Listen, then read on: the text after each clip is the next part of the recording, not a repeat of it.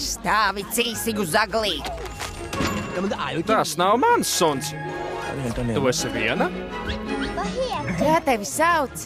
Izklausās pēc Titinas. Jā, Titina. Roma, 1925. gads. Umberto Nobile. Mani sauc Rolds Amundsens. Esmu polārais pētnieks. Es vēlos doties uz Ziemeļpolu ar dirižabli, un es vēlos, lai jūs to uzbūvētu. Es kopš bērnības esmu sapņojis, ka reiz nokļūšu uz Ziemeļpolā.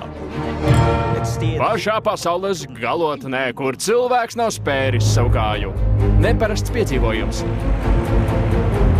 Titina, nāc! Paņēmāt līdzi savu suni? Jā, protams. Aiziet pa šeit! Sakiet siers! Siers! Uz neatklātu vietu!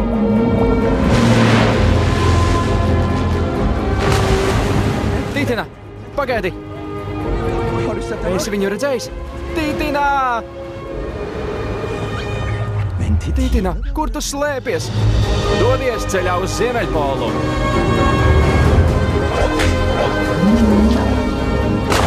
Patiesa stāsts par neprātīgu ekspedīciju. Propelleri jātīr no ledus. Un jaukāko suni pētnieku. Nav jēgas. Pārāk spēcīgs vējš. Cerēsim, ka viņi izdzīvos. Nobile, varbūt jāgriežas atpakaļ? Sāk izskatīties nelāgi. Roald, jūs esat pārliecināts? Titina.